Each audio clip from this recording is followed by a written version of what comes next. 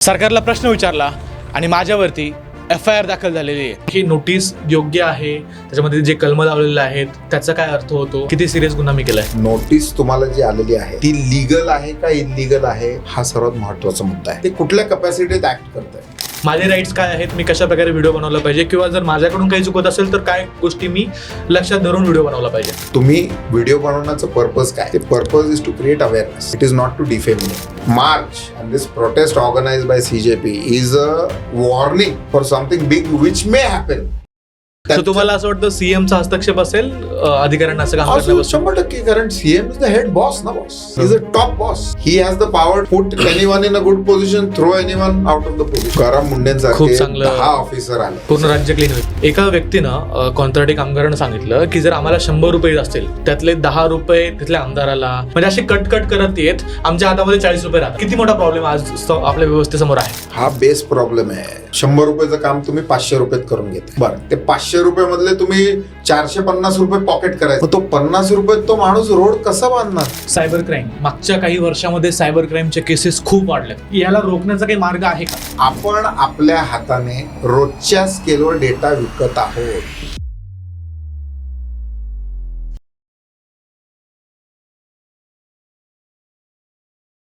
Missing लिंकच्या मुद्द्यावरती मी सरकारला accountability आणि कामातील फेल्युअरबद्दल प्रश्न विचारले होते. ती रील व्हायरल झाली आणि माझ्यावरती सायबर क्राईमची कारवाई सुरू झाली. मला आलेल्या नोटीसनुसार माझ्यावरती 7 वेगवेगळ्या कलमानुसार गुन्हे दाखल करण्यात आले. पण इथे खरा प्रश्न हा नाही आहे की केस बरोबर आहे की चूक, पण प्रश्न हा आहे की सरकारला प्रश्न विचारण्याची नागरिकांची किती मुभा आहे. टीका आणि गुन्हा यामधली रेषा नेमकी काय आहे? पोलीस कोणत्या परिस्थितीमध्ये सोशल मीडिया पोस्टवरती कारवाई करू शकतात आणि आपण नागरिकांनी स्वतःचे हक्क कसे जपले पाहिजेत, याच विषयावरती बोलण्यासाठी आज आपल्यासोबत आहेत बॉम्बे हायकोर्टमध्ये काम करणारे अनुभवी ॲडव्होकेट HV मारटकर सर. त्यांचा या विषयाचा अनेक वर्षांचा अनुभव आहे. त्यांनी वेगवेगळ्या केस हाताळलेल्या आहेत आणि आपण आज त्यांच्यासोबत हे जे काही प्रकरण माझ्यावरती झालेलं आहे, जी केस चालू आहे त्यावरती चर्चा तर करणार आहोतच. त्यासोबतच नागरिकांचे कॉन्स्टिट्युशनल राईट्स काय आहेत, त्यासोबतच नागरिकांचे संवैधानिक हक्क काय आहेत, अधिकार काय आहेत, सरकारची अकाउंटेबिलिटी, सरकार यंत्रणातील भ्रष्टाचार आणि फ्रॉड, सायबर क्राईमचे कायदे, सायबर फ्रॉड आणि हे सगळं झाल्यावरती आपण काय करायला पाहिजे, या सगळ्या गोष्टींची सविस्तर आणि सोप्या भाषेमध्ये माहिती समजून घेणार आहोत. कारण हा आज प्रश्न माझ्यावरती झालेला एका केसचा नाही आहे, कारण हा प्रश्न फक्त एका केसचा नाही आहे, तर उद्या तुम्हाला देखील जर सरकारनं प्रश्न विचारल्यावरती गुन्हा दाखल करण्यात आला तर तुम्ही नेमकं काय करायला पाहिजे. कारण आज हा फक्त एका केसचा विषय राहिलेला नाही आहे, तर उद्या सरकारला प्रश्न विचारणाऱ्या प्रत्येकांवरती ही केस होऊ शकते आणि मग त्यावेळेस तुमचे अधिकार काय असतील, तुमचा हक्क काय आहे, हे देखील तुम्हाला समजणं तेवढंच गरजेचं आहे. मारटकर सर नमस्कार आणि स्वागत आहे तुमचं बोल मराठी यूट्यूब पॉडकास्टमध्ये. पहिलं तर तुमचा मनापासून आभार, तुम्ही आज वेळात वेळ काढून आलात आणि आपण आज चर्चा करतोय. मुद्दा आपल्याकडे खूप सारे आहेत, पण सुरुवात मला करायची आहे एका रिसेंट केसवरून. माझ्यावरतीच एक गुन्हा दाखल झालेला आहे, FIR रजिस्टर झालेला, एक नोटीस आलेली. मला थोडंसं समजून घ्यायचं तुमच्याकडून. तुम्ही कायदेतज्ञ आहात, तुमचा याच्यामध्ये अभ्यास आहे, मे बी माझा तेवढा अभ्यास नाही आहे. सो ती जी नोटीस आली मला, मी एक फडणवीसांवरती म्हणण्यापेक्षा एक मिसिंग लिंकवरती मी एक व्हिडिओ बनवला होता.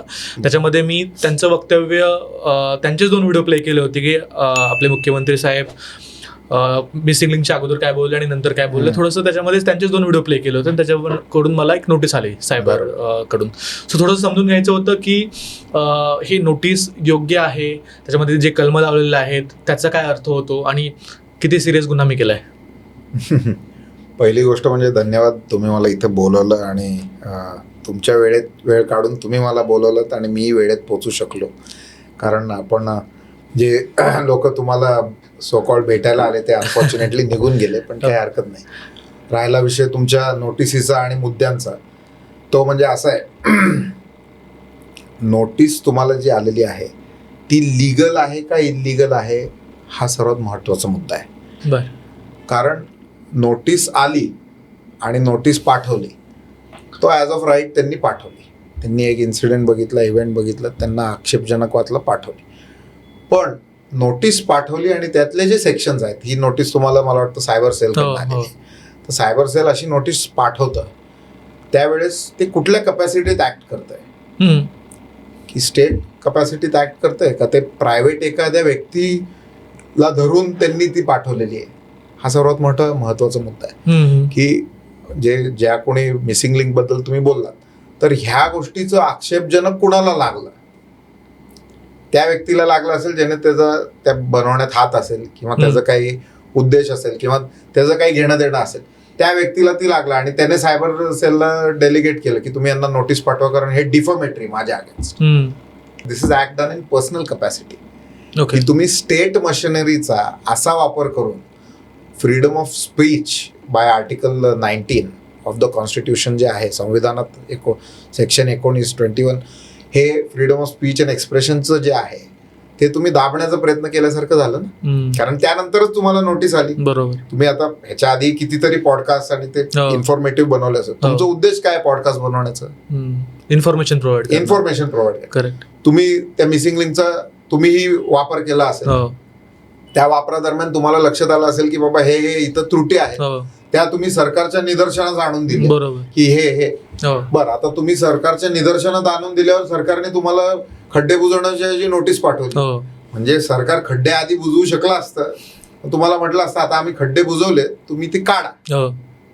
ही प्रोसिजर असली असती. बरोबर. पण ते न करता पहिली तुम्हाला नोटीस पाठवायची, तुम्हाला सांगायचं अरे तुम्ही आमच्याबद्दल बोलताय आमच्या. बरं, आता त्याच्यात जे काही सेक्शन असतील मला वाटतं 353, 352 BNSS, 356 हे असे सेक्शन्स काय लावले असतील. Defamatory, insulting, law and order, misuse, ह्या संदर्भातले ते साधारण सेक्शन्स आहेत. काही बेलेबल, काही नॉन बेलेबल. माझं म्हणण्याचा उद्देश एवढा आहे, तुम्ही सेक्शन लावायला जर इतकं कार्यदक्षता आणि क्विक रिस्पॉन्स आहे तर तोच क्विक रिस्पॉन्स पब्लिकला झालेल्या न्यूसन्ससाठी का नाहीये तुमचा? तुम्ही ह्याचा का नाही विचार करत की बाबा पब्लिक आज एक गाडी जाते का? नाही.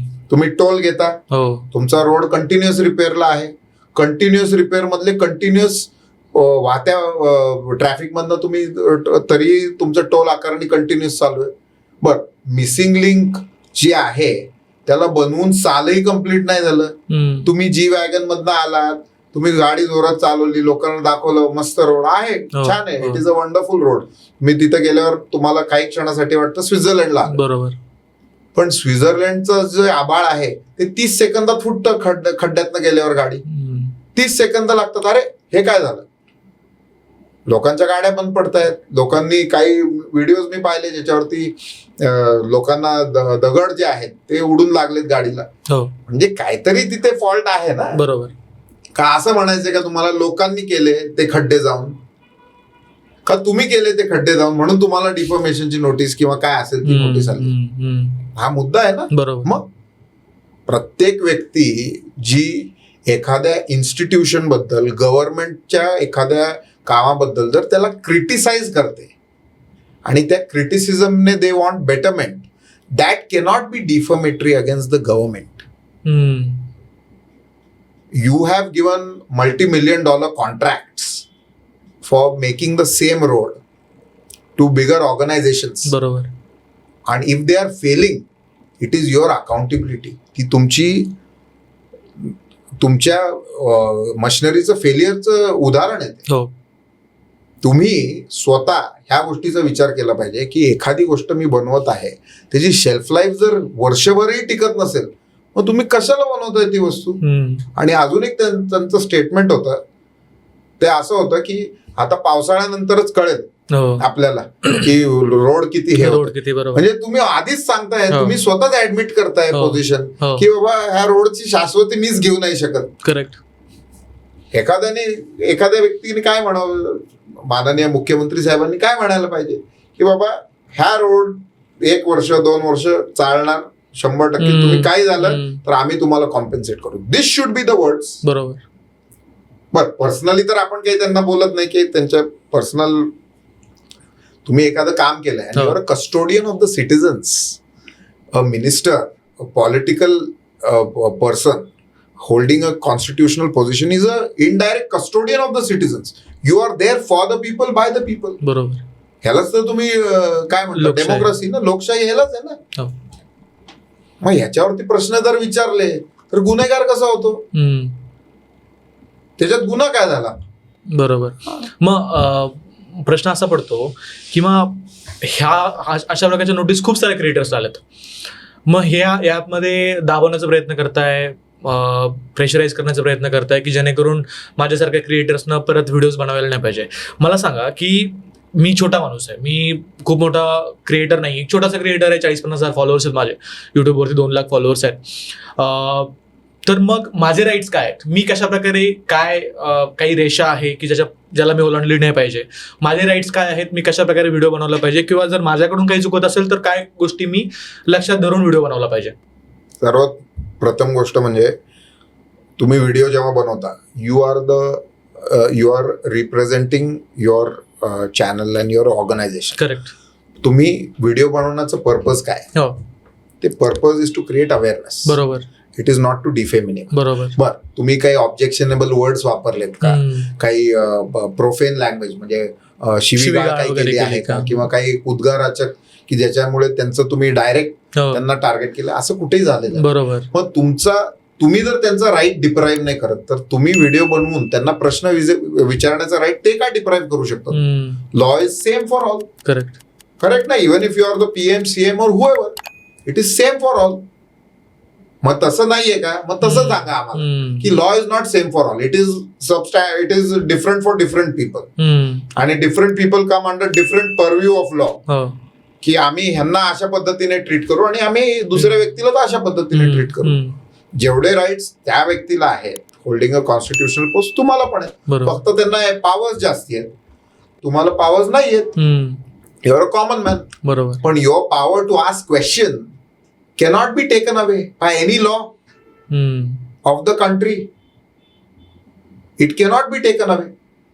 असा कोणताही कायदा नाही जो एखाद्याला हे बनवू शकतो, काय म्हणतात, तोंड दाबून त्याचं तुम्ही freedom of expression and speech घालवू शकता, असा कोणता कायदा बनलेला. आणि तो जर कायदा बनलेला असेल, then it is not a democracy. You call it a dictatorship. You run your own country like a corporate organisation. बरोबर. आता सध्याची एकंदरीत परिस्थिती तुम्हाला कशी वाटते, ज्या प्रकारे गव्हर्नमेंट काम करतंय, ज्या प्रकारे राज्य सरकार असू द्या किंवा केंद्र सरकार असू द्या, तुम्हाला कसं वाटतं? तुम्ही आजचा खूप मोठा कायद्याचा अनुभव आहे तुमचं काय मत आहे याच्यावरती? नाही, असं इश्यू आहे की आदरणीय डॉक्टर बाबासाहेब आंबेडकरांनी कॉन्स्टिट्यूशन लिहिलं. He authored it. SV Rao was another person. I think SV Rao only त्यांचं नाव आहे. He and Dr. Babasaheb Ambedkar together, they have founded, they are the father of founding constitution. Right. The purpose of it was to eradicate the slavery आणि British जी हुकुमशाही त्यापासून. आता current condition अशी आहे की everybody is either, आता political condition म्हणायची, the easiest way to join BJP is to be in opposition. You are a strong opposition, you will be invited. बरोबर. फुलांचं माळ देऊन तुम्हाला तुरंत इन्व्हिटेशन की बाबा या तुम्ही आमच्याकडे. You are a strong opposition. Correct. अच्छा, दुसरी गोष्ट, opposition without democracy is like it is not a democracy, it is a pseudo democracy. आणि बरं, डेव्हलपमेंटच्या बाबतीत, डिसिजन मेकिंगच्या बाबतीत this government is very sharp. No doubt about. म्हणजे I am not a BJP follower किंवा मी त्या कपॅसिटीत नाही म्हणत, पण सर्टन प्रिन्सिपल्स दे हॅव. त्यांचं जे हिंदू राष्ट्र आहे त्या सगळ्या हिंदू सनातनी, and it is a combination of RSS, doctor Hedgewar, mister Mohan Bhagwat साहेब, हे सगळे स्ट्रॉंग फाउंडेशनल लीडर्स आहेत विथ गुड कोर व्हॅल्यूज. मला त्याच्याबद्दल हे नाही. पण जी खालची लॉबी आहे, the person they have absorb from here and there and everywhere. That is a big challenge. Correct. तुम्ही एक CM ला सांगू नाही शकत आहो सगळ्यांवरती कंट्रोल ठेवा, नाही करू शकत ते. त्यांना आज पार्टी रन करायची, त्यांना आज गव्हर्नमेंट टिकून ठेवायचं. बरोबर. ते are struggling. They might be happy what they are doing, absolutely. They might enjoy the power, but internally they also know for a fact की it is a struggle for them. What was CJP? हे cockroach Janata party काय आहे? It is nothing but a channelized frustration towards the government for not answering their questions on time. बरोबर. तुम्ही वेळेतच छोटं जे दुखणं होतं त्याला मोठं होण्यापासून तुम्ही करू शकले असते control. That is a failure. कारण तुम्ही स्वतः ह्या गोष्टीची अंडरस्टँडिंग ठेवायला पाहिजे. एक अनऑर्गनाइज मॉब तुमच्याकडे येतो, हो. ठीक आहे, जे काय असेल ते त्यांचे political connection, I will not go into that, आहेत, फंडेड आहेत असं म्हणतो. हो. पण एक अनऑर्गनाइज मॉब आज 30-35 दिवस तिथे टिकून आहे, म्हणजे तुम्हाला हे तरी पाहिजे, you are both in centre and state. अरे थोडं तरी तुम्हाला हे पाहिजे की काय बाबा ह्याचं पुढे मोठे काय होऊ शकतं. And this march and this protest organized by CJP is a warning for something big which may happen in the future. बरोबर. But this was the demo. That is the challenge. तुम्ही ह्या गोष्टीचं हे कराय, पब्लिक डिस्ट्रस्ट जो आहे, it is like wildfire. Once they start distrusting you, they will distrust. Correct. आणि एक लक्षात घ्या, again you need their votes. तुम्ही काही केलं तर you need their votes, you need their support. बरोबर. तर तुम्हाला सपोर्ट करणाऱ्या ग्राउंडवरती जर ते लोक कमी झाले तर how will you do anything. तर you are getting elected from your relevant constituencies, you are coming in power, पण दॅट विल डिटिरियोरेट. तुम्हाला जास्ती मेहनत घ्यावी लागेल निवडून यायला. मग का तुमचं ऍड बजेट वाढत जातं एवढं? मार्केटिंग स्पेंड खूप जास्त आहे. मार्केटिंग स्पीड एवढा आहे, तुम्हाला मार्केटिंग करावं लागतं स्वतःचं. हे बघा आम्ही हे केलंय, आम्ही हे केलंय, आम्ही हे बघा हे प्रोजेक्ट आणले, हे केलं. कॉन्स्टंट मार्केटिंग चालू आहे. का बरं? अहो तुम्ही एखादं चांगलं प्रॉडक्ट आणलं ना मार्केटमध्ये, लोक स्वतःहून त्याचं कौतुक करून स्वतःहून टाकले. आता you have got mister Munde, Tukaram Munde IAS food FDA. इतक्या लोकांनी आता त्या गोष्टीची धास घेतली, इतक्या हॉटेलवाल्यांनी. पण मला मुंडे साहेबांना हे विचारायचं आहे, इतकं चांगलं जे जेवण आहे ते खाण्याची सवय आहे का लोकांना? तुम्ही एक व्हिडिओ देखील बनवला होता, मुंडे सरांपर्यंत गेला होता तो. हा, आणि की बाबा इतकं चांगलं जेवण, आता FDA कडे सगळी तुमची कारवाई झाली, हे झाली, इतकं हायजिनिक जेवण सवय नाही, सवय नाही ना. तुम्ही इम्युनिटी कमी करताय लोकांची ऍक्च्युली बघायला गेलं तर. की बाबा इतकं हायजिनिक तुम्ही देणार, आता लोक म्हणे नाही छे आम्हाला ते जुनच टेस्ट त्याची बरोबर, लालच कलर आम्हाला पाहिजे, red agent which you put in our nonveg, तोच कलर आम्हाला पाहिजे, आम्हाला हा कलर सुटेबल नाही होता. अशी परिस्थिती आहे ना. So one commissioner can do wonders. Imagine if there are 10 of them with that sort of backing. आणि he is come in this current government. Correct.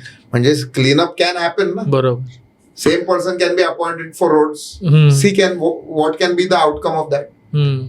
त्याचं तात्पर्य आहे की होऊ शकतं. मग काय रोखतंय, म्हणजे असे ऑफिसर्स, असे आपल्याकडे अधिकारी नाही आहेत का सध्या याच्यामध्ये?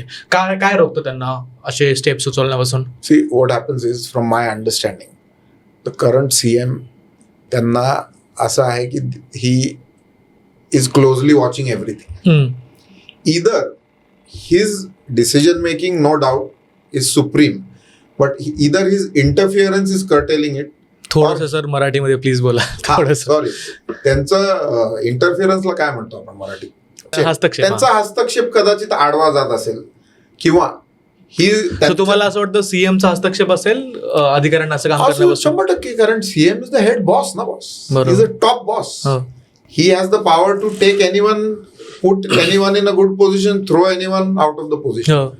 टॉप बॉस आहेत ते, त्यांच्याबद्दल काही हेच नाही. He is a good administrator.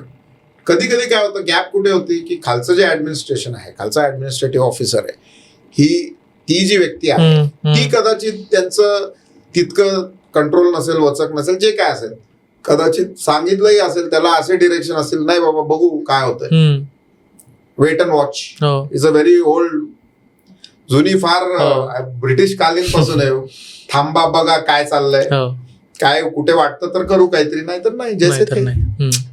That is a SOP ना. करेक्ट. मग सो म्हणजे तुकाराम मुंडे सारखे अजून ऑफिसर जर आले तर मला वाटतं तुकाराम मुंडेंसारखे 10 ऑफिसर आले, 10 ऑफिसर, पूर्ण राज्य क्लीन होईल. तर एक वर्षाच्या आत यू विल सी ऍक्च्युली. आणि मी का म्हणतो ही गोष्ट, कारण जो टॅक्स पेअर मनी आहे आज, महाराष्ट्राचं डेव्हलपमेंट बजेट कोणत्याही युरोपियन कंट्रीला विकत घेऊ शकतो, पॅन एशियन कंट्रीला विकत घेऊ शकतो, इतकं बजेट आहे आज. तर बेसिक इन्फ्रास्ट्रक्चरसाठी you are struggling after 100+ years of independence, 75+ years of independence, and you're still तुमची स्ट्रगल अजून बेसिक इन्फ्रास्ट्रक्चरवरच आहे. Food, clothing, shelter, water. त्याच्या पुढे आपण जाऊ शकतो. त्याच्या पुढे जातच नाही ना. Road infrastructure. आज तुम्ही एक 5 करोड 4 करोडची गाडी घेता, 10 करोडचा फ्लॅट घेता, तुम्ही रस्ता कुठला येतो? त्याच खड्ड्याच्या रस्त्यावर चालवता ना ती गाडी. मग काय उपयोग आहे तुम्ही ती गाडी आणि ते घर आणि ते हे घेऊन? रस्ता तर तोच आहे ना. अच्छा, तुमच्याकडे हेलिकॉप्टर जरी असेल, मी म्हणतो लँड तर जमिनीवरच होणार ना. बरोबर. मग राहिलं काय याच्यात? कारण इन्फ्रास्ट्रक्चरच प्रॉपर नसेल इन प्लेस. आणि मी बेसिक म्हणतो, मी म्हणत आहे अगदी हायफाय बेसिक रोड. साधं तुम्ही एक ऑब्झर्व करा. आता परवा मला वाटतं 2-3 दिवसाखाली ऑनरेबल होम मिनिस्टर साहेब होते आणि मला वाटतं मोदी साहेब पण, PM आणि CM दोन्ही होते. ट्रॅफिक होती का रोडवर? नाही. बरं, ज्या रस्त्यावर ते गेले त्याचे खड्डे बुजवलेले. आता ते कसं काय झालं? डांबरही आलं, गॅसही आला आणि सगळंच आलं, मशिनरी. म्हणजे काय, म्हणजे ते पॉसिबल आहे ती गोष्ट. बरोबर. पण कॉमन मॅनला कशाला द्यायची? कॉमन मॅन काय करतो आमचं? कॉमन मॅन आमचं काही करत नाही, कारण we need him only for the votes. बरोबर.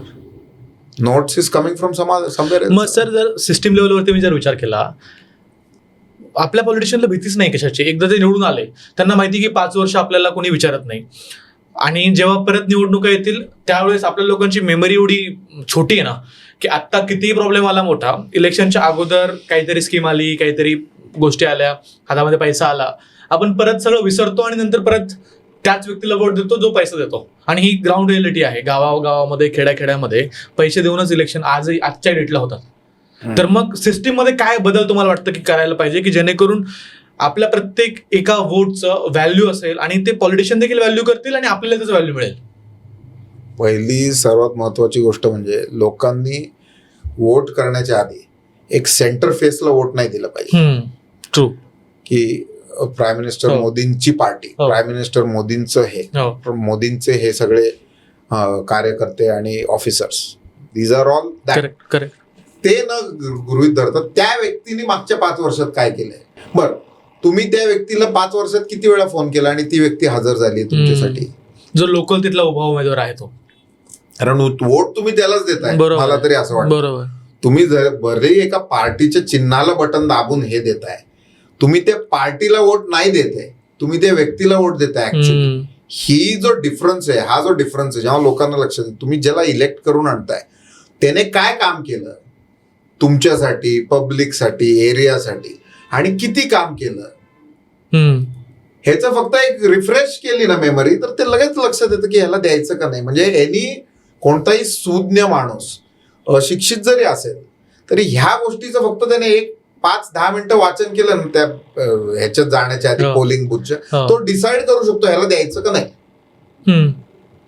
बाकीचं तुम्ही कशाला पाळताय? पण आता तुम्ही कॅश वरती जर जिंकणार असेल तर मग त्याला काही स्कोपच नाही, म्हणजे त्याला काही बोलायचा विषयच नाही. मग ते कसं आहे, वन टाइम काहीतरी ते म्हणतात ना, ते एकदा लॉटरी लागली बस त्याच्यावरती. मग पण हे नाही विचार करत तुम्ही ते काय जे तुम्हाला वोटिंगसाठी काय मनी दिलं, कोणी XYZ पार्टी, कुठल्या पार्टीचं नाव मी घेत नाही, कुठल्याही पार्टीने तुम्हाला वोट दिलं, लोकल हे नाही, अरे ते पैसे तुम्ही आज घेऊन करणार काय पुढचे 5 वर्ष?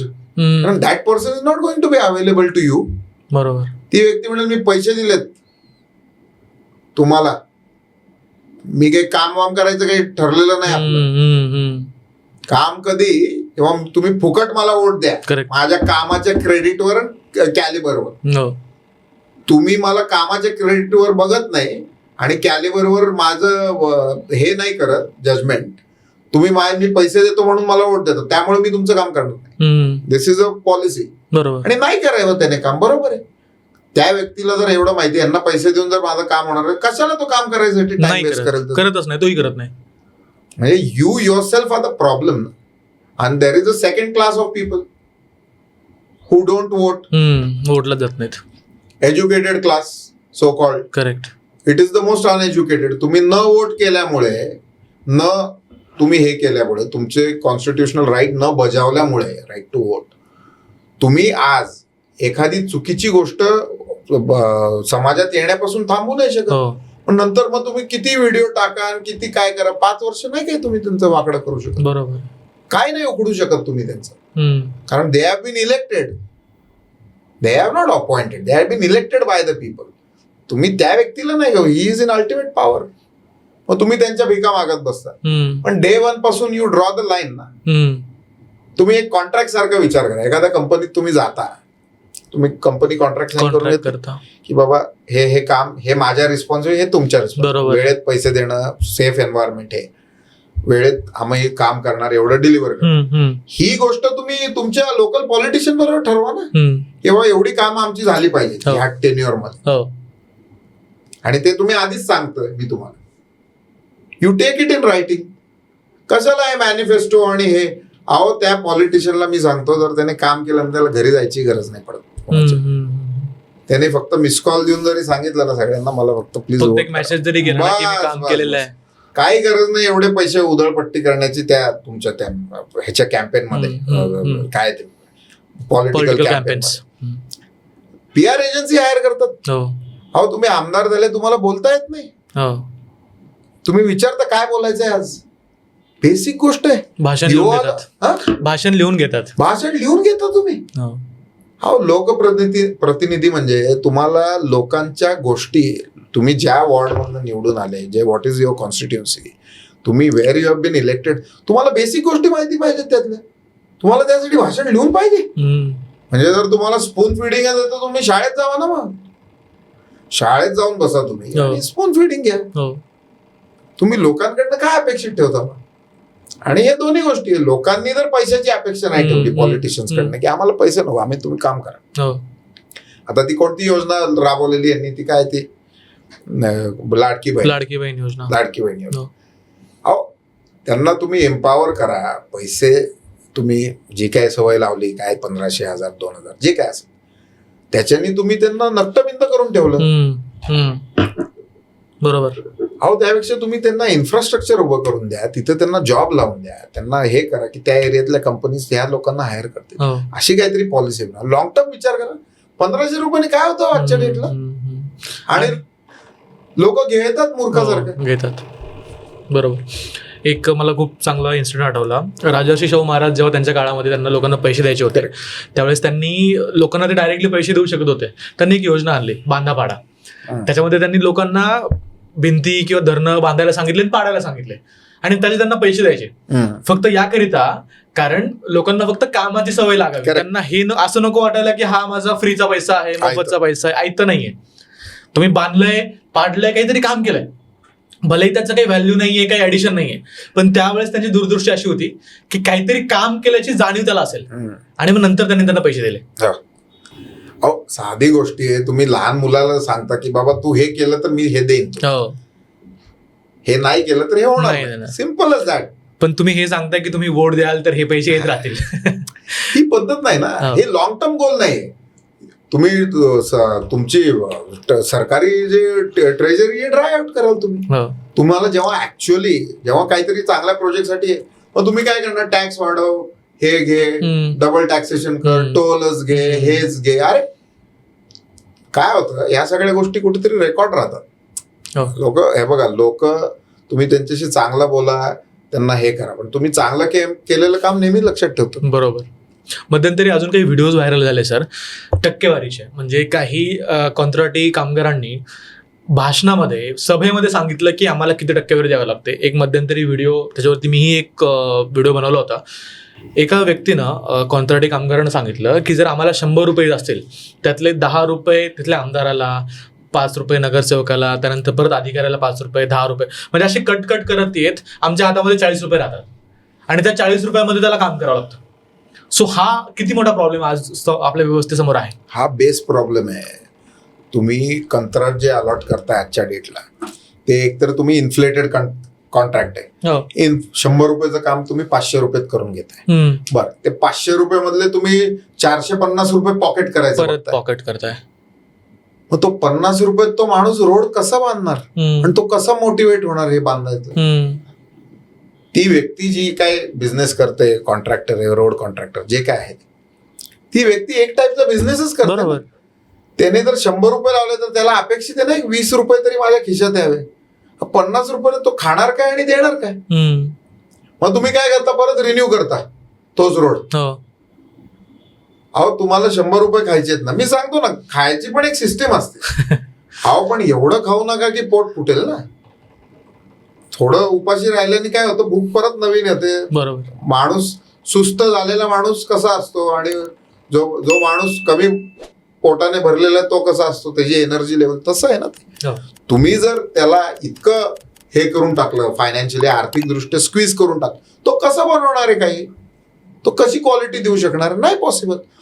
मी भलेही मानतो एखाद्याने दिलंय, पण त्याला तुम्ही सेकंड कॉन्ट्रॅक्ट द्याल का एवढी क्वालिटी दिल्याबद्दल? जंगली महाराज रोडचं उदाहरण आहे. तुम्ही ब्लॅकलिस्ट केलं त्या कंपनीला काय कारणास्तव, आणि आता तुम्ही तिथे खड्डे पाडताय लाईन आणि हे, पण तुम्ही रोड बांधता पण ड्रेनेज बांधतच नाही कोणी.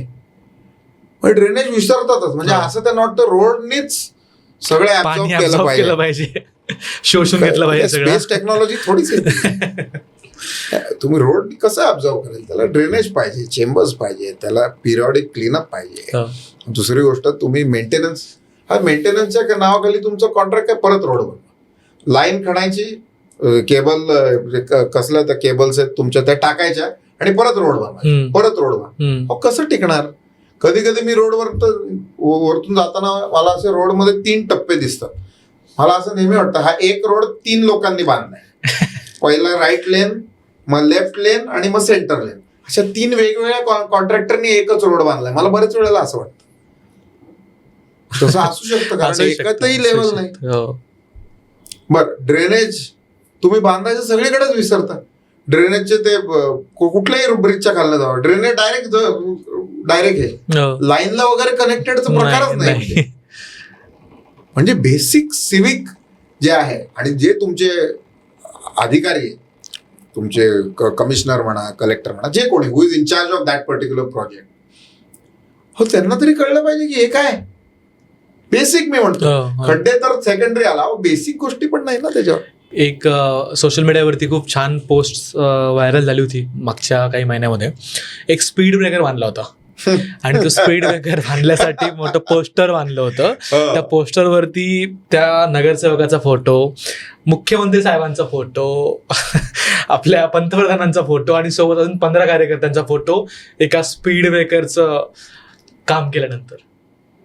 स्पीड ब्रेकर जे आहे त्याला एक बुकलेट आहे छोटंसं, मला वाटतं 30 एक पानाचं बुकलेट आहे की सायंटिफिकली स्पीड ब्रेकर कसा हवा. महाराष्ट्रातला कुठलाच स्पीड ब्रेकर त्या सायंटिफिक दृष्टीचं नाही, बरोबर, त्या स्पेसिफिकेशनचाच नाहीये तो. मी चॅलेंज सांगतो, कुठला स्पीड ब्रेकर त्या स्पेसिफिकेशनचं दाखवा. 90% स्पीड ब्रेकर बांधले, पण स्पीड ब्रेकरचा उद्देश जो आहे स्पीड ब्रेकर, ते स्पीड ब्रेकर कमी कार ब्रेकर जास्ती झाले.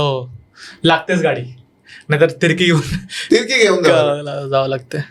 म्हणजे त्याचा पर्पजच काय कळत नाही. बरं, तुमचे फ्लेक्स एवढे पटकन लागू शकतात, तसा खड्डा का नाही बुजू शकत तुमचा लगेच? मग खड्डा झाला ना लगेच नगरसेवकाने व्हावं, हा मी खड्डा बुजवला. तुम्ही तशी मोहीम राहा, करा पब्लिसिटी, काय हरकत नाही. सगळीकडे फ्लेक्स लावा, सगळ्या बिल्डिंगला लावा. असं गेलं की वाटलं पाहिजे मी कुठलं तरी वर्तमानपत्र बघतोय नुसतं, असं वाटलं पाहिजे वर्तमानपत्र चिटकवलेत बिल्डिंग आणि ह्याच्यावर एंट्री केल्यावर, असं फिलिंग आलं पाहिजे. येऊ द्या, काय हरकत नाही. तुम्ही तुमचं उदं करा, काही प्रॉब्लेम नाही, पण तुम्ही काम पण करा ना. तुमचं काय झालंय नगरसेवकांचं, बिल्डिंगचे FSI घे, TDR घे, हे घे विकत, कॉन्ट्रॅक्ट मधनं पैसे घे, हे तुमचं काम. SRA मध्ये कटिंग घ्या, SRAचे 10 फ्लॅट खिशात टाका, अरे हे काम. अहो ते SRAच्या शेजारी नवीन SRA होती, SRAच्या शेजारी नवीन स्लम तयार होती, हे कोण बघतंय? बर, कुठेही तुम्ही जावा, आज तुम्ही जून, जुलै, ऑगस्ट, सप्टेंबर मध्ये न्यूज चालू करा, सगळीकडे फ्लड, पाणी तुंबलंय, रस्ता जाम, तीच न्यूज. म्हणजे मला कधी कधी वाटतं रिपोर्टर लोक मूर्ख आहेत, ती न्यूज कव्हर जरी करायला जातात. तीच मागच्या वर्षीची रील चालवली की बघा हे तीच पोझिशन आहे आज. आपण तुमच्या मंत्र्यांच्या गाड्या कधी अडकत नाहीत बरं, ट्रॅफिक मध्ये नाही, ह्याच्यात नाही, खड्ड्यात नाही. आता तिथं कुठे त्या चांदणी चौकला कुणाची गाडी अडली असेल तर लगेच ब्रिज बनला नवीन. हो. मग काय उशीर झाला असेल. आता हे एस्कॉट नेतात, कॉन्वॉय असतो 3-3 गाड्यांचा ताफा. हो. अहो तो ताफा तुम्ही नेताय, पण तो ताफा पुरतच तो रोड क्लिअर होतो. बाकीच्या दिवशी काय तुम्ही पब्लिक ट्रान्सपोर्ट वापरून बघा ना जरा, कळेल तुम्हाला. ऑडिटरची गरज नाही पडत.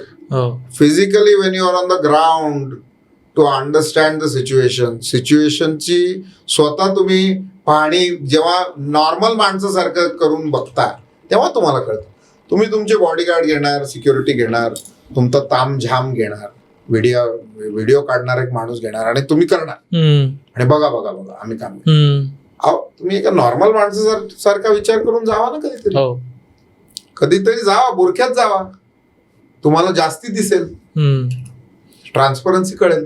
तुम्ही केलेल्या कामाची तुम्हाला स्वतःला आत्मनिरीक्षण आणि परीक्षण होईल. थर्ड पार्टी नेमायची गरज नाही पडत. बरोबर. सध्याची मीडियाची तुम्हाला काय अवस्था वाटते? सध्याचं मीडिया जे आहे ते मीडियाला आपण फोर्थ पिलर ऑफ डेमोक्रेसी म्हणतो. खरंच फोर्थ पिलर राहिलाय? तर काय, media was the fourth pillar. Media is नाव थोडं फोर्थ पिलर पासून तो सपोर्ट सिस्टीम झालाय. सर्टन पार्टीजचा, एजन्सीजचा, काय म्हणतात त्याला, पॉलिटिकल म्हणा, नॉन पॉलिटिकल म्हणा, आणि प्रायव्हेट एंटरप्राइजेसचा सपोर्ट सिस्टीम झालाय.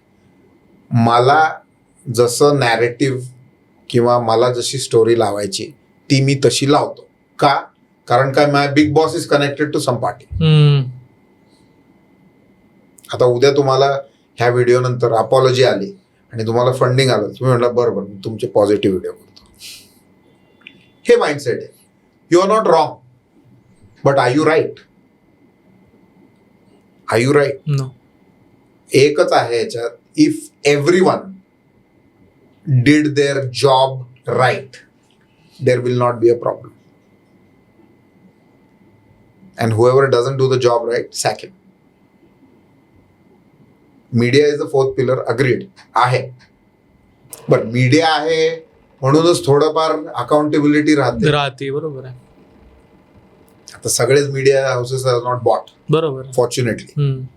आता तरुण तेजपालला कन्व्हिक्शन लागलं. हायकोर्ट कोल्हापूर बेंचनी गोवा बेंचनी कन्व्हिक्शन दिलं. तेल का एक टाइमला ही वॉज अ लेजंड. मग सगळं पॉलिटिकल तो बाहेर काढायचं, त्याला तुम्ही कन्व्हिक्शन लावलं, ठीक आहे, जे काय रिझन असेल, लागला असेल, he must have done is crime, no doubt. पण ह्या स्टेजला जाऊन लागणं conviction, it is an analysis. Correct. There used to be a case for Neera Radia. I don't know if you know. She was, त्या ज्या व्यक्ती होते त्यांनी भारताची एव्हिएशन पॉलिसी चेंज केलेली त्यांच्या सुटेबिलिटीसाठी. आणि त्यांच्यात आणि रतन टाटा साहेबांमध्ये एक संभाषण होतं, ते फार व्हायरल झालं. ती केस मी क्लोजली फॉलो केली, त्याच्यावरती बराच मी अभ्यास केला की काय आहे काय नाही. आणि अशा काही गोष्टी मला पण कळल्या की एक प्रायव्हेट पार्टी, पूर्ण एक प्रायव्हेट पर्सन, प्रायव्हेट कंपनी अख्ख्या सिस्टीमची पॉलिसी कशी बदलून टाकते. आहे ना, मीडिया फोर्थ पिलर आहे, नो डाऊट. पण मीडियाने त्याचं काम केलं जर ट्रान्सपरंटली केलं ना, 50% प्रॉब्लेम इरॅडिकेट होतो. तुम्ही यू आस्क क्वेश्चन्स, आणि ज्या लोकांना तुमच्या प्रश्नाची उत्तर देता येत नाहीत त्या लोकांना तुम्ही हे नका करू, कव्हर नका करू. मी विचार करतोय, मी एक व्हिडिओ बनवला, काय माझे 40-50 फॉलोअर्स होते, मला वाटतं 2-2.5 लाख काहीतरी व्ह्यूज त्याच्यावरती गेले होते. त्याच्यानंतर मला नोटीस आली, जर मीडियावाल्यांनी बनवला तर त्यांची काय अवस्था करत असतील. त्यांना पर्सनल प्रेमपत्र देऊन आप आ जाइए फिर हम बात करेंगे, ते सांगणार, अहो ते काढा जरा, बघा ते साहेबांना हे झालंय, वरच्या जे मेन कोण बॉस असतील, पोलीस, पॉलिटिकल जे काय, ते काढा जरा साहेबांना, जरा असं कशाला तुम्ही करता. प्रेशरच इनडायरेक्टली, अजून काय, प्रेशरच करणं हेच आहे. पण प्रेशर का, ती व्यक्तीने काय तुम्हाला पर्सनली काय विचारलं नाही, तुमच्या फॅमिलीबद्दल काही विचारलेलं नाही, तुमच्या पर्सनल देवाणघेवाण, पण तुमच्या करप्शन बद्दल पण काही बोलले नाही की असं काही स्पेसिफिक आहे का की तुम्ही एवढे ह्याच्यात पैसे खाल्ले आणि त्यावरनं तुम्ही डिफॉर्मेशन आहे आणि हे असं काय आहे का नाही. तुम्ही पब्लिक स्पेसमध्ये ऍज अ कस्टोडियन म्हणून जे काम केले त्याच्याबद्दल बोलले, त्याच्याबद्दल तुम्हाला यांना नोटीस पाठवताय. म्हणजे अकाउंटेबिलिटीचं नावच नाही ना काही. बरं, तुम्ही त्यांना नोटीस पाठवली का ज्यांनी हा रोड बांधला, की बाबा तुझ्यामुळे माझं बदनामी होतीये, तू आहेस ती agency, you are the party, you are the person in charge. बरोबर. तुम्ही त्यांना पाठवली का ही नोटीस, की बाबा तुम्ही केलेल्या खराब कामांमुळे माझ्या पॉलिटिकल इमेजला धक्का बसतोय? होत असेल ना इंटरनली डिस्कशन? नाही, होत नसेल, पण कारण ऑलरेडी आय एम सबसिडायझिंग ना. मी कुठे 100 रुपयात रोड बांधला? बरोबर. मी नाही ना बांधलं 100 रुपयात रोड. करेक्ट. तोही पुढे म्हणणारच आहे की माझ्याकडे जेवढं आलं तेवढ्यात मी केलं. साहेब, तो कसं होतं, ही चेन आहे. ज्या व्यक्तीने चूक केली तो काय म्हणणार, मी चूक केली पण तुम्हाला माहिती आहे ना मी ती चूक केली आहे. त्या व्यक्तीचाही ॲरोगन्स तुम्ही आज सहन करता ना, जे कोणी कंपनी आहे. का? कारण का यू बिकम हिज पपेट. बरोबर. Everybody is got a boss, everybody is got a godfather, B it anyone, somebody is got the godfather. कोणी ना कोणी काहीतरी हलवत आहे, कारण का you are in that space. बरोबर. तर तुम्ही हे म्हणूच नाही शकत की नाही. तुम्ही हे म्हणू शकता का आज, आता मी नावं नाही घेत, पण the CM has 3 main people, top level IAS officers who tell him everything. 3 top level IAS officers. I will not name them, तर मलाही बोलवून घेतील. I don't care. But the thing is, हे त्यांना सांगतात, हे गाईड करतात, आणि this people are very sharp. If the CM says की तुम्ही तुमचं काम फक्त क्लिअरली अँड ट्रान्सपरंटली करा आणि याच्यात मला काही हे नको, मला पब्लिककडनं 0 कंप्लेंट पाहिजे, बघा तुम्ही काय होतं. सगळ्यांना इच्छाशक्ती पाहिजे. बस इच्छाशक्ती नाही, इच्छाशक्ती आहे. फडणवीस साहेबांची इच्छाशक्ती आहे. ही is a very good administrator, he is a master. मग काय रोखतं त्यांना? काय रोखतं म्हणजे काय होतं, सेकंड लेवल ऑफ लिडरशिप, सगळ्या गोष्टी बघाव्या लागतात ना. नुसतं ऍडमिनिस्ट्रेटर असून चालत नाही. He has to make sure his party works properly. He has to make sure that his everything is going smoothly. त्यांना ती पोझिशन ही मेंटेन करायची आहे. दुसरी गोष्ट, त्यांना त्यांचे जे पियर्स आहेत, सपोर्टर्स, पॉलिटिकल सपोर्ट, त्यांनाही खुश ठेवायचं. But he has to also make sure he is giving enough funds to the centre. All these things are there. There can be an number of things. See, I will not say की तो person वाईट आहे का चांगला आहे based on the person, पण based on the work, जे काम केलंय ना त्याच्याबद्दल बोलायचं. तुम्ही ते पर्सनल लाईफ मध्ये काय करताय, तुम्हाला कोणी सांगितलं त्यांच्या पर्सनल लाईफ? तुम्ही बोलताय का पर्सनल लाईफ मध्ये? पर्सनल लाईफ मध्ये बोलणं तुम्हाला राईट नाही. पण तुम्ही जे त्यांनी काम केलेलं आहे त्याच्याशी बोलण्याचा 100% राईट आहे तुम्हाला. अजून एका मुद्द्यावरती मला तुमच्यासोबत चर्चा करायची होती. Cyber crime. मागच्या काही वर्षामध्ये सायबर क्राईमचे केसेस खूप वाढल्यात. म्हणजे आपल्या सगळ्यांनाच कधी ना कधी एखादा कॉल आला असेल की ज्याच्यामध्ये आपल्याला OTP मागितलाय किंवा पिन मागितलाय. तर ही जी सायबर क्राईमच्या केसेस ज्या आहेत याला रोखण्याचा काही मार्ग आहे का? 100%. पहिली गोष्ट म्हणजे सर्वात प्रथम कोणतीही banking organisation, bank manager, relationship manager, wealth manager, यांना तुम्ही कुठल्याही प्रकारचा OTP वगैरे शेअर नाही करायचा. दुसरी महत्त्वाची गोष्ट अशी आहे की तुम्ही जी इन्फॉर्मेशन देताय समोरच्या माणसाला, ती तो का विचारतो आणि त्याला ती कशासाठी पाहिजे ह्याचं पहिलं आत्मपरीक्षण केलं पाहिजे. पटकन आलाय, हा मी बँकेतनं बोलतो मला OTP द्या, नाही, पर्पज काय आहे, का कॉल केला? पण हे फ्रॉड करणारे पण आपल्याही पुढचे असतात. त्याच्यामध्येही काहीतरी कारण सांगणार, बरोबर, रिझन घेणार. डिजिटल अरेस्टचा विषय आहे. आता मला एक सांगा, कायद्यात तरतूदच नाहीये डिजिटल अरेस्टची. ह्या सर्व जो हा खेळ आहे हा कॅपिटलाइज ऑन फिअर आहे आणि knowledge of unknown. Fear is nothing but ज्या गोष्टीची माहिती नाही त्याची आपल्याला भीती वाटते. आणि मग ह्या सगळ्या ज्या स्कॅमर्स आहेत, हे कोणी सक्रिय सायबर गुन्हेगारीतले तज्ज्ञ जे आहेत, हे सगळे त्या गोष्टीचं मोबदला काढतात तुमच्याकडनं. तुम्हाला फोन करणार, तुम्हाला सांगणार तुमच्या अकाउंटला एवढे पैसे आलेत, ते इलिगल आहेत, पाकिस्तानची लिंक आहे, टेरर लिंक आहे, इकडे तिकडे लिंक आहे, आणि ते तुम्ही हे करा. आणि माणूस पॅनिकच्या भावना घाबरतो. पोलीस येतील तुमच्या घरी, सोशल तुम्हाला हे होईल, बदनामी होईल, नाचक्की होईल, तुमचं पब्लिक मध्ये तुमचं पूर्ण इमेज खराब होऊन जाईल. ह्या सगळ्या गोष्टींना आपण घाबरतो. चुकीच्या गोष्टी आहेत ह्या. पब्लिकला इमेज, तुम्ही कुठं पॉलिटिशियन आहात, तुम्हाला कोण घाबरायला? झाली तुमची इमेज खराब, असं एक सेकंदासाठी धरून चाला.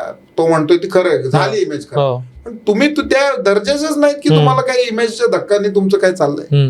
मग तुम्ही एवढं आहारी का जाता त्या भीतीच्या? बरोबर. तुम्ही थांबा, रोका स्वतःला, विचार करा, त्याला म्हणा मी ठीक आहे तुम्हाला कॉल करतो, जे काय असेल तुमचे इश्यू मी तुम्हाला कॉल करतो. तुम्ही लगेच त्या भीतीला, त्या कॉलला आहारी जाऊन, desperation, people have FOMO, fear of missing out. बरोबर. अहो तुम्ही ह्या ज्या काही स्कीम्स आहेत, पब्लिकली फायनान्शियल स्कीम्स येतात, आजच्या घडीला तुम्ही मला माहिती दिली, फायनान्शियल इन्फ्लुएन्सर्स जे गुंतवणूक संबंधित जी ज्ञान देतात, जे काही ऑनलाईन, 90% त्यांच्याकडे डिग्रीज नाही येते ज्ञान देणे. बरोबर आहे. मग ज्ञान नसतं तर देतात कसं आणि घेणारे घेतात कसं? तुम्ही डॉक्टरकडे जाता, तुम्ही विचारता ना MBBS आहे का BMS आहे का आयुर्वेदिक आहे. जी गोष्ट तुम्ही पोटात टाकताय ती तुम्ही एवढी मोजून मापून करताय, पण ज्या गोष्टींनी तुम्हाला आर्थिक फायदा होणारे नाही त्याच्यात तुम्ही विचारही करत नाही. त्याने सांगितलं तुम्हाला 20% देतो प्रॉफिट, 50% देतो, लगेच आहारी जातात. कितीतरी लोक आहेत अशी. तुम्ही अशी एखादी केस हँडल केली का? माझ्याकडे एक अमेरिकन नागरिक आहेत, सिनियर सिटीजन, त्यांची एक केस चालली, ती बरीच फेमस गाजलेली केस. मोठी बँक आहे, मल्टीनॅशनल बँक, म्हणजे अब्जोमध्ये त्यांचा टर्नओव्हर आहे. त्या बँकेच्या वेल्थ मॅनेजरने त्या NRI महिलेकडनं, अमेरिकन नागरिक आहे ती, भारतात राहते, भारतात टॅक्स पेइंग सिटीजन आहे, तिच्या बँक अकाउंटमधनं 2.5 करोड रुपये त्याने काढले गुंतवणूक करतो म्हणून. आणि गुंतवणूक तर काही केलीच नाही, स्वतःच्या खिशात टाकले त्या व्यक्तीने. आणि ती व्यक्ती आज ते पैसे मजा मारून, ठीक आहे केस वगैरे झाली, FIR झाली, सगळं झालं, त्या व्यक्तीने आज त्या पैशावर तो मौज मारतोय आजच्या घडीला. पोलीस परत नाही मिळाले, नाही, चालली आहे ती केस, अजून केस चालली आहे. पैसे काही प्रमाणात मिळाले, पैसे काही प्रमाणात पेंडिंग आहेत, पण ते बँकेने मेहरबानी खातर दिली. ज्या व्यक्तीकडनं जी रिकव्हरी व्हायची होती आरोपीकडनं, त्याच्याकडनं काही रिकव्हरी झाली नाही. ती व्यक्ती आज सुद्धा फायनान्शियल इन्स्टिट्यूशन चालवते आणि सेबीनी त्याला लायसन्स दिलंय. त्याची जे सब ब्रोकर आहे, मोठी कंपनी ती सुद्धा, त्यांनी त्याला त्याचं लायसन्स कंटिन्युएशन मध्ये दिलंय. म्हणजे काय, तुम्हाला ऍक्शन नाही घ्यायची परत त्या व्यक्तीवर, तुम्ही वाट बघताय अजून तो काय मोठं करेल, मग तेव्हा आम्ही ऍक्शन घेऊ. मग आजच्या घडीला ज्येष्ठ नागरिकांनी सर्वात 2-3 गोष्टी फार केअरफुली केल्या पाहिजे. फक्त मोबाईल आला, कुठेही क्लिक केलं, कुठली ऍड ओपन केली, कुठेही काही हे दिलं, कुठेही आपण रॅन्डमली इन्फॉर्मेशन टाकतो. डेटा जो आहे आजच्या तारखेला, आजच्या घडीला, हे एक प्रकारचं चलन आहे. Data is the new currency. बरोबर. त्यामुळे तुमचा डेटा कोण कॅप्चर करतोय, का कॅप्चर करतोय, आणि कॅप्चर करून तो कुठे विकला जातोय, ह्याची तुम्ही पहिले अंडरस्टँडिंग आहे बेसिक. ऑनरेबल सुप्रीम कोर्टचं फुल बेंचचं एक जजमेंट आहे प्रायव्हसीवरती, आणि एक नवीन कायदा आहे DPDP act, data protection law, जो आलेला आहे आत्ता. त्या ऍक्ट प्रमाणे तुमचा डेटा कसा हँडल होणार, कोण हँडल करणार, काय टाईपला कन्सेंट देणार, ह्या सगळ्या त्याच्या अनुषंगाने ते सेक्शन सगळे बनवलेले. त्याचं एकही कंपनी आजच्या डेटला इम्प्लिमेंटेशन करत नाही. एकही कंपनी नाही करत आहे. त्याचे काही लूप होल्स आहेत, ते मॅनेज होत आहेत लूप होल्स. बरं, हा डेटा आज भारतीय नागरिकांचा 100 कोटी प्लस नागरिकांचा डेटा आहे. तो कसा कुणाला विकला जातोय ह्याचं अंडरस्टँडिंगच नाहीये कोणालाच. एक बातमी मध्यंतरी आली होती, आपला आधारचा डेटा डार्क वेबवरती अवेलेबल होता. विकत घेण्यासाठी, म्हणजे काही प्रायव्हसीच नाही. लोक मूर्ख आहेत तुम्ही. का आधार कार्ड जिथे तिथे देत बसता. मॉलमध्ये गेले, कोणीतरी ऑफर दिली, रजिस्ट्रेशनला आधार कार्ड द्या, आधार कार्ड. तुम्ही इतका ओव्हर यूज करून ठेवलाय. बरं, सरकारने काय केलंय, आधार पॅन सगळं लिंक करून ठेवलंय त्यांच्या सर्वेलन्ससाठी. त्यांच्या सर्वेलन्स म्हणा, त्यांच्या हे जे फ्रॉडस्टर्स आहेत, नाही त्याचा आहे फायदा, हे जे फ्रॉड करतात, बेनामी ट्रान्झॅक्शन करतात, मनी लॉन्ड्रिंग करतात, ह्या सगळ्या लोकांना वर वॉच ठेवणं. पण त्याचं नुकसान आहे, ज्याच्याकडे काही नाही तोही त्याच्यात भरडला जातो. मग हे असे लोक कुठेतरी काहीतरी करतात, देतात डेटा. आपण आपल्या हाताने रोजच्या स्केलवर डेटा विकत आहोत. Common man is selling his own data बरोबर. Free of cost. हो आणि मग आपण म्हणतो, अरे माझा डेटा मिसयूज झाला. हो. आपण साधं सिम कार्ड जरी फ्री असेल तरी पण आधार कार्ड देतो लगेच. की अरे चल मला सिम कार्ड फ्रीमध्ये मिळेल. एक टाईम होता जेव्हा काही वर्षा अगोदरची गोष्ट आहे, म्हणजे मीही कदाचित काही सिम कार्ड तसे घेतले असेल की 500 GB डेटा मिळतो तर sim card free. There is nothing free. There is no free lunch. It is a cost. ती कॉस्ट, ती प्राइस ती तुम्हाला दिसत नाही. कॉस्ट आणि वरचं एक मी तुम्हाला छोटं उदाहरण देतो. मी केदारनाथला ट्रिपला गेलो. केदारनाथच्या बेसला गेलेलो, ट्रिप वगैरे झाली. केदारनाथला जाण्यासाठी आधार कार्डचं रजिस्ट्रेशन लागतं, असं मॅन्डेटरी. काय असेल ते. जेव्हा मी ऍक्च्युली पोचलो मंदिरात, मला कुणीच विचारलं नाही हो, आधार कार्ड पॅन कार्ड काहीच विचारलं नाही. कुणाला घेणं देणंच नव्हतं मी आलोय का गेलोय का काहीच नाही. मला असं वाटलं कुणीतरी मला विचारेल, अहो तुमचं रजिस्ट्रेशन आहे का बाबा. हे काय मूर्खपणा आहे. कशाला कलेक्ट करताय तुम्ही हा डेटा. बर, सर्वात दुर्दशा केदारनाथच्या इथे अशा टाईपचं ड्रेनेज आहे की ते ओपन ड्रेनेज ह्याच्यात सोडलेले तुम्ही वॉटर बॉडीमध्ये. ओपन ड्रेनेज, माझ्याकडे त्याचा व्हिडिओ आहे. ओपन ड्रेनेज ज्या लोकांनी हट्स बांधल्यात किंवा काय गव्हर्नमेंटनी जी काय, त्याचं ओपन ड्रेनेज ह्याच्यात सोड. वेस्ट वॉटर ट्रीटमेंटचा प्रकारच नाही. आणि ते खाली गुप्त काशीचा जो बेस आहे, केदारनाथच्या बेसला गुप्त काशी म्हणतात. त्या गुप्त काशीला गंगेचं पाणी म्हणून विकताय तुम्ही. आता मी गंगेचं पाणी दूषित आहे हे सांगतो म्हणजे मी काय अँटी नॅशनल होणार आहे का. गंगेचं पाणी वरनं दूषित होतं. मग तुम्ही किती कोटी खर्च करा, कसं ते हे होणार. ड्रेनेजच तुम्ही सोडून ठेवलंय त्याच्यामध्ये. म्हणजे काय, मुळाचा जो प्रॉब्लेम आहे तो तुम्ही सॉल्व्ह नाही केला. वरतं फक्त तुम्ही सुपरफिशियल पाणी लावायचं काम करताय. होणार कसं. The problem has to be solved at the core, eradicated from the core, not superficially. तसंच आहे, तुम्ही डेटा जेव्हा विकताय स्वतःचा, डेटा विकून तुम्ही काय केलं. डेटा तुम्ही स्वतः ऍक्च्युली तुम्ही कन्सेंट जेव्हा येस तुम्ही ऍप्स डाउनलोड करता त्यात तुम्हाला विचारतात. तुम्ही एक ऑब्झर्व केलं का, सगळे जे सेलिब्रिटीज आहेत ते त्यांचं खरं नाव कधीच टाकत नाही त्यांच्या त्या हँडलवर. मग गव्हर्नमेंट कशी व्हेरीफाय करते त्यांना. राजीव भाटिया विचारतात का तुमच्या स्टेज नेम आहे त्याला विचारतात. तसंच आहे ना, अक्षय कुमारला विचारतात का हो तुमचं खरं नाव का नाही टाकलं तुम्ही त्याच्यावर. का बरं. कॉमन मॅनला का मॅन्डेट केलं यांनी सगळ्यांनी की तुम्ही you should put your real name. अरे verify, you should verify, original document पाहिजे. अरे का बरं. सोशल मीडिया प्लॅटफॉर्म आहे तो, काय करायचं तिथं द्यायची. ते काही गव्हर्नमेंट वेबसाईट नाहीये. बरोबर. म्हणजे काय कुठेतरी बायस आहे. ह्या लोकांना हे कंपनीचे स्वतःचे नियम हे नाहीत ना प्रॉपर. आता हा एवढा व्हिडिओ आपण बनवतोय, उद्या हाही रिस्ट्रिक्ट होईल. बरोबर, मलाही नोटीस येईल. बरोबर, तुमच्या बरोबर.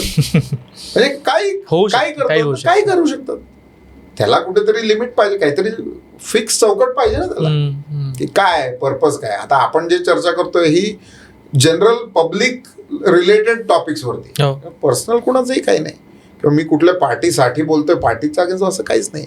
बरोबर. पण आता कुणाला त्याचा खंत होऊ शकतो, त्यांना वाटू शकतो अरे दिस इज सेड अगेन्स्ट मी, माझी इमेज डॅमेज करेल. पण त्याच्यात काही उद्देश नाही ना इमेज डॅमेज करायचा. बरोबर बरोबर. सो अशा केसेसमध्ये मग काय करायला पाहिजे आपण. एकदा सपोज एखादी केस झाली, तर माझ्यावरती केस झाली, पुढचा स्टेप काय असायला पाहिजे. माझ्यासोबत खूप सारे क्रिएटर्सला हे नोटीस आल्यात, मी कॉन्टॅक्टमध्ये आहे, त्यांनी काय करायला पाहिजे. सर्वात पहिली गोष्ट म्हणजे you should contact a legal person, a lawyer. आता माझा एक्सपर्टीज फॉर्च्युनेटली अनफॉर्च्युनेटली म्हणायचं तर सायबर आणि इकॉनॉमिक ऑफेन्सेसमध्ये मी त्याच केसेस हँडल करतो. माझं स्पेशलायझेशनच त्यातनं झालं. तर मी त्या पद्धतीच्या केसेस हँडल केल्यामुळे मला त्याची स्ट्रीमलाईन प्रोसिजर माहिती. पहिली म्हणजे तुम्ही रिप्रेझेंट करा स्वतःला properly with papers. You file a formal representation with the concern authority. तुम्ही नोटिसीचं व्यवस्थित ड्राफ्टिंग उत्तर द्या, शांतपणे, पॅनिक न होता. जे काय म्हणतात ते, जे काही त्यांना म्हणायचंय ते समजून घ्या. त्यांच्याकडनं पहिली ही माहिती घ्या की काय आहे. तुम्ही नोटीस पाठवली, नोटिसीत काय सगळं लिहित नाही. तुम्ही त्यांच्याकडे जावा, त्यांना विचारा की तुम्ही जे काही नोटीस पाठवली ती कशाच्या आधारावर पाठवली, ती गोष्ट मला दाखवा आधी, मग मी त्याचं उत्तर देतो. मी त्याचं उत्तर तेव्हाच देणार ना. माझ्या अगेन्स्ट तुम्ही काहीतरी आणताय तर मी त्याचं उत्तर कसं देणार जर तुम्ही मला सांगितलं की काय आहे तुमच्या अगेन्स्ट. ती माहिती काढा, त्या हिशोबाने रिप्रेझेंटेशन द्या, रिप्लाय द्या. ते काय म्हणतात बघा. तुम्हाला फासावर तर लटकवणार नाहीत, लगेच जेलमध्ये अरे चलो इनको जेल लेके जाओ. हे काय वी आर नॉट इन म्हणजे ब्युरो डिक्टेटर लँड मध्ये तर नाही होत. डेमोक्रेसी असं तुम्हीच म्हणताय ना, डेमोक्रेसी आहे. पण डेमोक्रेसीमध्ये there has to be rights, की I will have a right to defend myself, so I will defend myself legally. तुम्ही उत्तर रिप्रेझेंटेशन द्यायचं, you have to go meet the concern police officer, त्यांना विचारायचं, त्यांच्याशी चर्चा करायची, काय म्हणतात बघायचं, त्यांना विचारायचं तुम्हाला आम्हाला अरेस्ट करायचं आहे का, इच्छा आहे का, नीड फॉर अरेस्ट आहे का, नीड आहे का. जर म्हटलं की हा अरेस्ट करावं लागेल, त्यामुळे नोटीस द्या मला. अरेस्टची प्रोसिजर आहे, अरेस्टची प्रोसिजर. हे चुकीच्या पद्धतीचं इंटरप्रिटेशन झालेलं आहे की गेला आणि उचला, असं होत नाही. Okay, arrest has to be done as per procedure. There are CRPC आणि आत्ताचं BNSS हे सांगतं, मॅन्डेट करतं की अरेस्टची प्रोसिजर काय आहे. Procedural arrest is very important. Paperwork, notice, त्यानंतर नोटीस नंतर त्यांनी बोलवल्यानंतर अरेस्ट पंचनामा, स्पॉट पंचनामा, जे काय असेल ते, त्यानंतर रिझन्स ऑफ अरेस्ट 24 तासानंतर मॅजिस्ट्रेटकडे हे करणं, ह्या सगळ्या प्रोसिजरल आहे. You can't really evade any of this. तुम्ही या प्रोसिजरचं तंतोतंत पालन करणं गरजेचं आहे. Otherwise that arrest is illegal. ती कायद्याच्या चौकटीत चुकीच्या पद्धतीने केलेलं अरेस्ट आहे ते. कुठल्याही व्यक्तीचं व्यक्ती स्वातंत्र्य तुम्ही असं प्रतिबंध टाकू शकत नाही, तुम्ही कोणी का असेल. बरोबर. आता पुण्याचे CP साहेब आहेत, अमितेश कुमार, करंट CP आहेत. त्यांनी एक फार जुना त्यांचा व्हिडिओ आहे. ते म्हटले तुम्ही पोलीस स्टेशनला जाऊन तुम्ही व्हिडिओग्राफी करू शकता. त्याचं काय मिनिंग आहे. त्याचं मिनिंग आहे की तुम्ही आम्ही जे काम करतो त्याचं ट्रान्सपरंटली होतं का हेच म्हण. त्यांचं हे म्हणणं नाही की तुम्ही जाऊन त्यांना बदनाम करा. पण आता काय व्हायला लागलंय, ह्यांनी ते डायरेक्शन दिल्यामुळे खालचे सगळ्यांना ते पोचलेत विषयच नाही ना, ते त्यांच्या पद्धतीने करतात. पण काय होतं, त्या बॉसला सफर करावं लागतं ना. त्यामुळे बरोबर, ती व्यक्तीने तर सांगितलं बाबा आम्ही ट्रान्सपरंटली काम करू, मी ट्रान्सपरंटली काम करू, तुम्ही या व्हिडिओ बनवा. हे म्हणजे आणि काय, he is talking in his capacity as a officer, not in personal capacity. बरोबर. ह्या दोन सर्वात महत्वाच्या गोष्टी. त्या व्यक्ती जेव्हा ते विधान करतं त्या पोझिशनला, तेव्हा ते ऑफिसर या कपॅसिटीत केलेलं विधान आहे, पर्सनली नाही. तुम्ही त्याच्या घरी जाऊन नाही काढू शकत तो. करेक्ट. पब्लिक स्पेसमध्ये तुम्ही 100% काढा.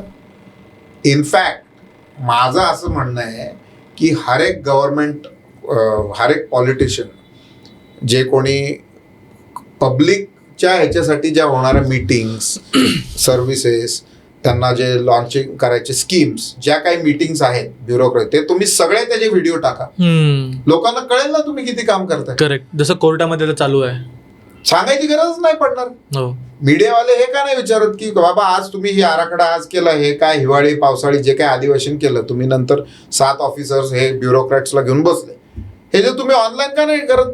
VC करा डायरेक्ट त्याची ऑनलाईन, ओपन चॅनल, कळेल ना लोकांना काय काम झालं. बरोबर. अहो तुमचा खर्च वाचेल ना मीडियाला पुढचा सांगायला की काय डिसिजन झालं, आम्ही काय काम केलं. मग परत मीडियावाले येणार, हा हे घ्या साहेब बाईट. तुम्ही ओपनच द्या ना. कशाला एक्सक्लुझिव्ह ठेवलंय ते कॉन्टेंट.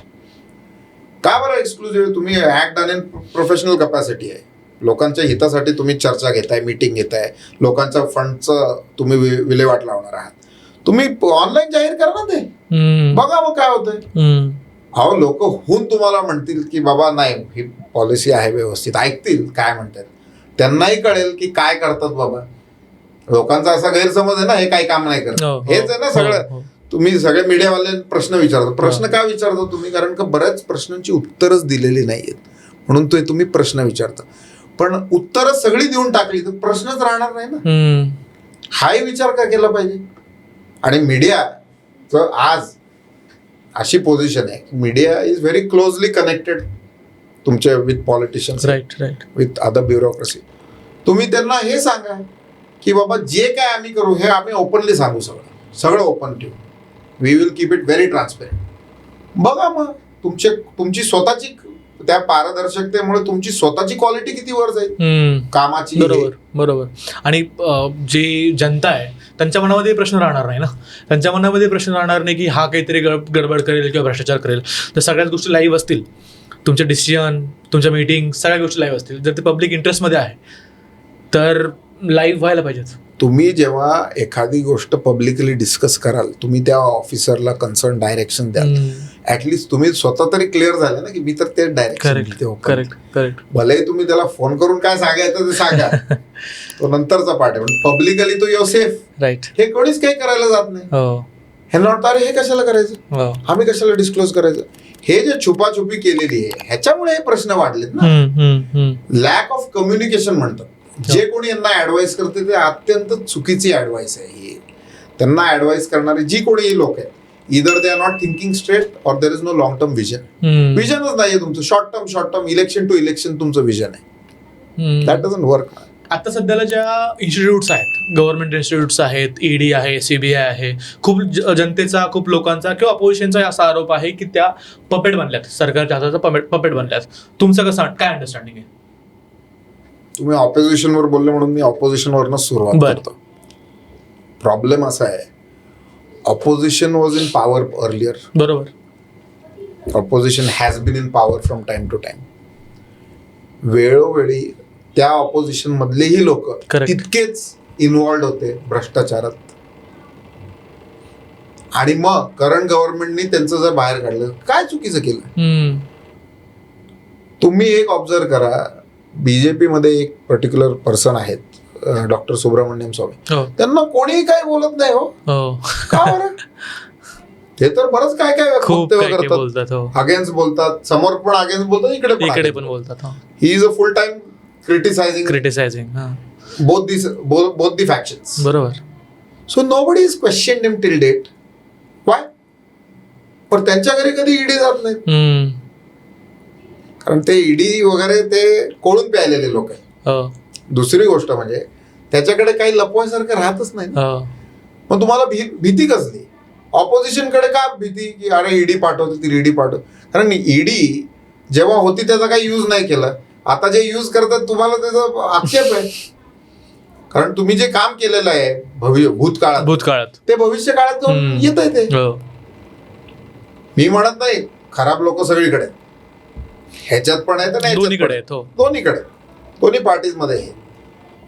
आणि असा मुद्दा आहे की Congress government has done both development as well as personal benefits. Done both. This is जग जाहीर आहे. What the current government is done is, जे त्यांनी 40 वर्षात केलं ते यांनी 10 वर्षात केलंय. आता तुम्ही समजून घ्या काय केलं. Development and whatever. पण मजा अशी आहे त्यामधली, they have understood the game ahead of time. बरोबर. 14ला when they won the first they have understood it. They have study आहे, त्यांचं ग्राउंड स्टडी आहे फार मोठा. आणि त्याच्यातले जे बसलेले लोक आहेत हे टॉप लेवलची लोक आहेत. बरोबर. ते ग्राउंड लेवलवरती काम करणारे टॉप लेवलची लोक आहेत. Honourable home minister and all these people are very sharp. Correct. You cannot underestimate them.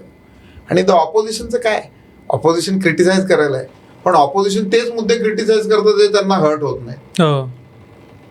जे त्यांच्या फेवर मधले मुद्दे आहेत ते मात्र थंड बसतात. बरोबर. So nobody is technically working towards benefit of the people if you look at it on the broader scale. Nobody is asking any accountability questions. बरोबर. तिथलेही तसेच आहेत, इथलेही काही तसेच. फक्त काय आपण म्हणतो दगडापेक्षा वीट मऊ. हो, तीच पोझिशन आहे ना. बरोबर आहे. करेक्ट. एक शेवटचा प्रश्न मला तुम्हाला विचारायचा आहे की व्यक्ती स्वातंत्र्य आपल्याकडे आहे, तर मग प्रत्येक व्यक्तीने आवाज उठवला पाहिजे. जे काही प्रॉब्लेम्स फेस होत आहेत, ज्या काही सिच्युएशनमध्ये ते असतील, त्यांनी आवाज उठवायला पाहिजे, बोलायला पाहिजे, की एक राईट वेळ येण्याची वाट पाहिली पाहिजे. आवाज उठवायची राईट वेळ अशी काही नसते. जे लोकप्रतिनिधी तुम्ही निवडून दिलेत हे काम त्यांचं आहे, म्हणून तर ते प्रतिनिधी झाले ना. बरोबर. नेता जो बन गए, नेतागिरी इसी का तो है ना.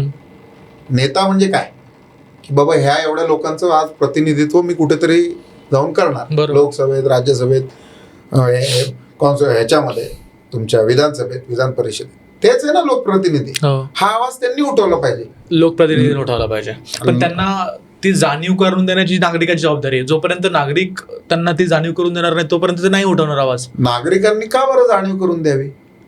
नागरिक तर तुमच्या वोटसाठी आहेत ना. हो. मग वोटिंग टू वोटिंगच तुम्ही करणार आहे, नागरिकांनी जाणीव करून, मग नागरिक जाणीव करून देतात वेगळ्या पद्धतीने.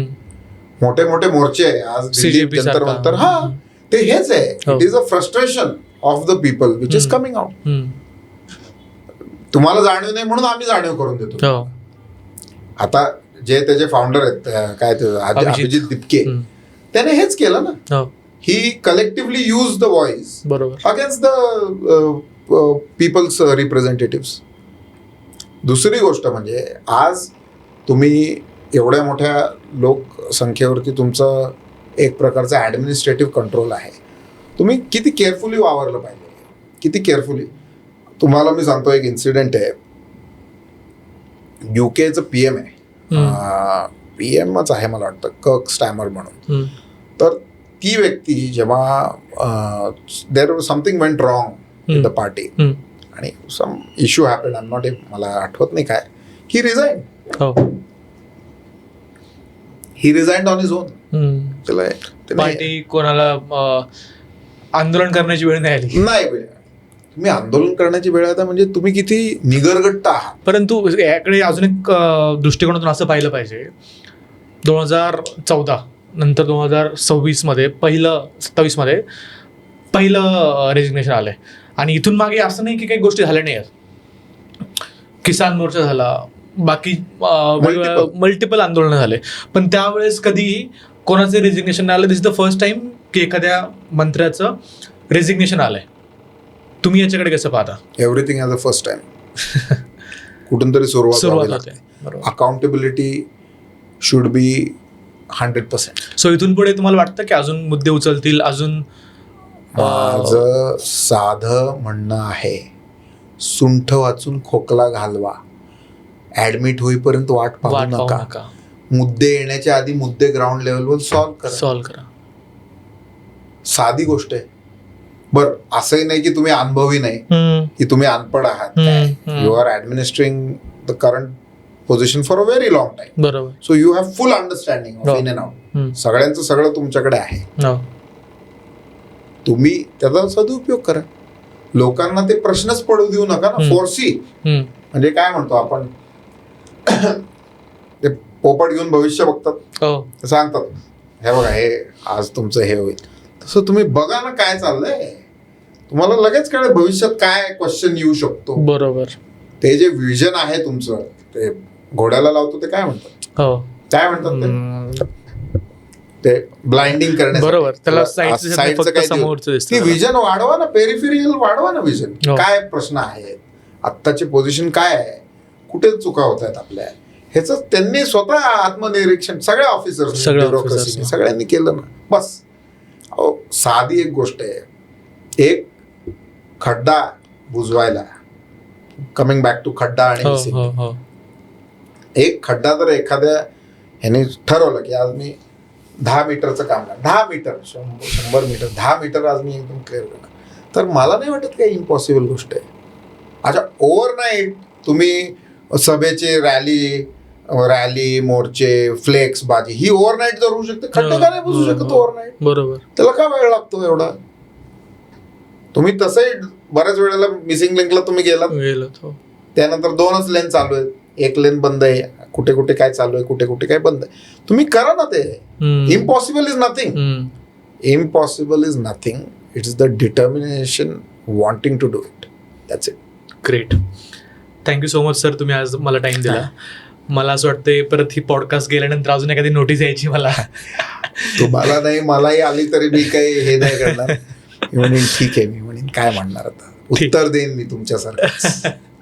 Thank you so much sir. Yes. तर माझं ऑडियन्सलाही म्हणणं आहे की जर तुम्हाला तुमचा आवाज दाबण्याचा कधी प्रयत्न होत असेल, एक लिगल बाजू समजून घेण्याची असेल, किंवा तुम्हाला एक कायदेशीर सल्ला घ्यायचा असेल, तर मी सरांचे कॉन्टॅक्ट डिटेल्स, त्याच्या टीमचे कॉन्टॅक्ट डिटेल्स डिस्क्रिप्शन बॉक्समध्ये ठेवणार आहे. तुम्ही त्यांना कॉल करा, ते तुम्हाला राईट डायरेक्शन, राईट सल्ला डेफिनेटली देतील.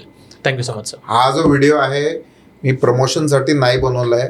माझी पब्लिसिटीसाठी नाही बोलवलं आहे. एक उद्भवलेला प्रश्न आणि त्याच्यावरती मिळणारी सिस्टमॅटिक आन्सर्स त्यासाठी आहे. Purpose is educational, not promotion. हो. I am not in the government, remember that.